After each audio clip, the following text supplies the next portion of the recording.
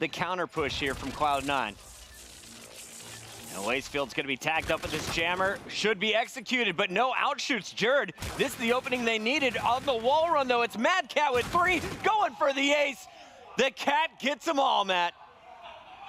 Like, you can't let that happen. I mean, they get the first kill, and we're watching it through Lacefield's POV, but you can see where Lacefield is aiming. Like, he's not really looking at that high wall run. Control the hill right now. I think one thing we have to point out is the superstar performance from Colchan. This is something that we saw time and time again on a lot of the rosters that he was on throughout Black Ops 3. He can have these explosive moments in the hard points. Now, whether or not TK can turn that into a win here still remains to be seen. There's still a lot of hard point left to be played, but if Colchan is shooting like that, gunning everything in front of him, he's just shooting bodies now. He's confident. He's feeling good. He's got the hot hand.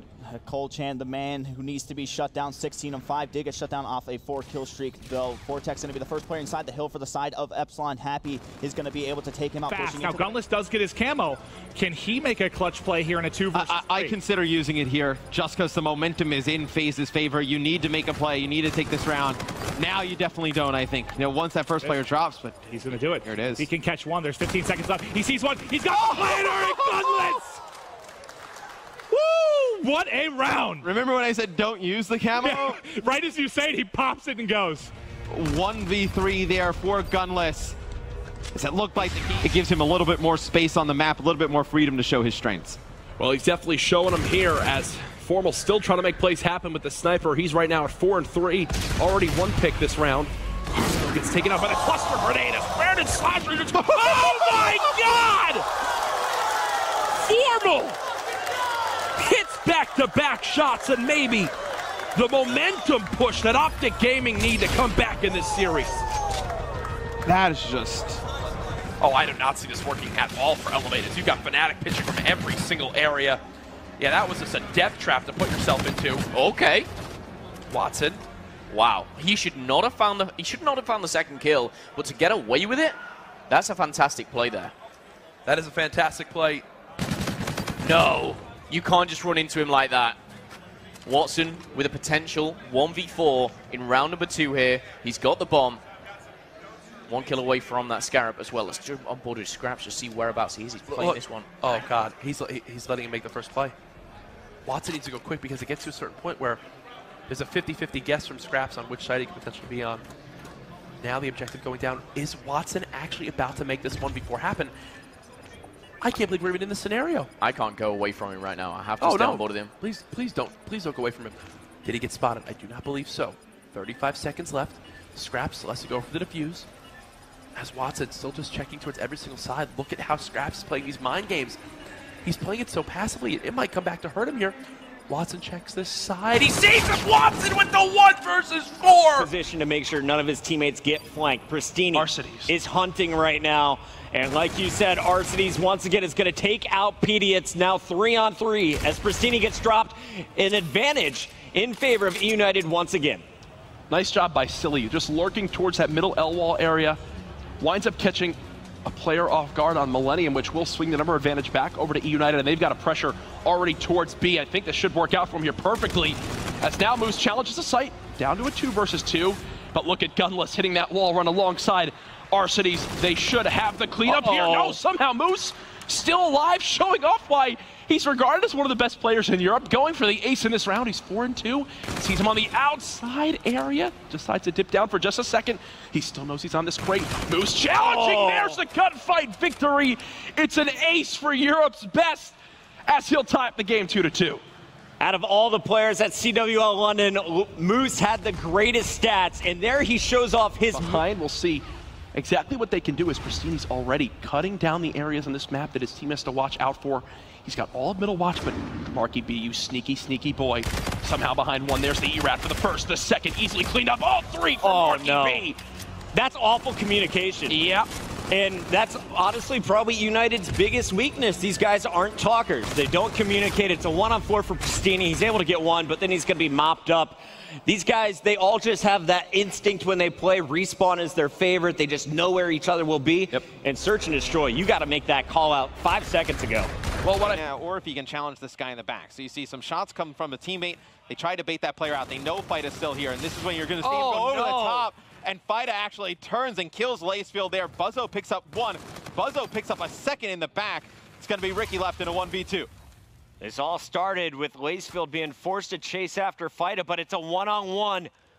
Ricky with that bomb, running for his life. Shots were coming from behind. It's just Shocks left for MF. Yeah, and this could be a round where if Cloud9 wins it, they get a lot of momentum back. Shocks actually team kills there in a 2v1 situation. I didn't want to call it out.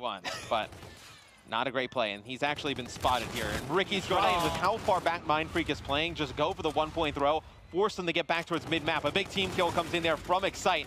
You see Zero trying to get this one over the top for a one. He's going to connect. It's going to be Splice up one with another score. It's been 4 minutes and 10 seconds, just 3 points being scored so far. This is a one-possession game, and either team could take control. And it's going to be Zero, currently on an 8 streak in the Mindfreak base. He's all absolutely dominating here. It's going to allow Splice to get in for another 2-point play. Zero on a 9 streak, trying to make it 10 in a row here, and he's able to take out Buzzo behind the statue. Zero going off in the final moments of this game. Zero is They're going to try and come out from that top bedroom. So dangerous. Nades fly in there. A lot of fire goes down. It's really risky. Arceus is able to pick up one, get out with his life, so he evens it up at 3 players apiece. Peekaboo. It's Gunless coming out on top. Formal had to go for the rough angle. 3 defenders still up. And you're going to see it's Karma, last man standing, as Crim6 falls at the hands of Gunless. Arceus gets burned. Karma's going to decide to use this camo, and he's going for Gunless, who's on the defuse. No one saw him coming. Karma bought him enough time. It's Optic Gaming's Karma playing insane right now. Best play I have seen this tournament, Matt. The pop of the camo gets Gunless off a bomb. And you're like, oh, he's won the round, doesn't need to fight silly. As soon as he gets a few shots at him, no, he has him dead. Karma challenges him there. A huge play. In this game, JCap getting crafty now with this drone, moving it all the way towards the sub-base side, tosses it to his teammate.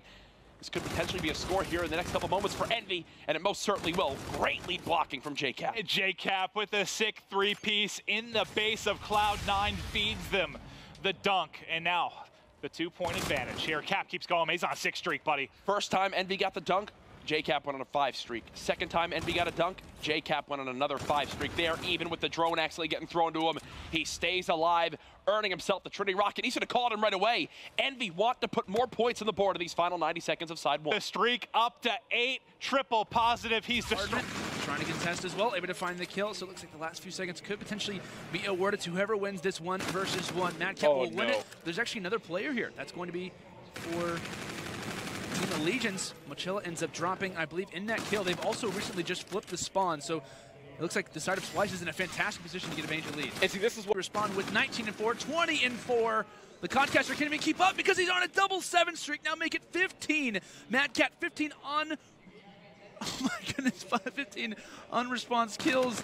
He's just continuing to go on his spree. It's funny at this point. 16 will end the streak. It's Crim6 this time around, who's going to be waiting for any potential push from the guys on Splice. I do like that. Look at Scump just fly up there. I do like that position on the flank, though. But now it opens things up for Crim to try and make a play, and Scump has now found 2. Working on the ace.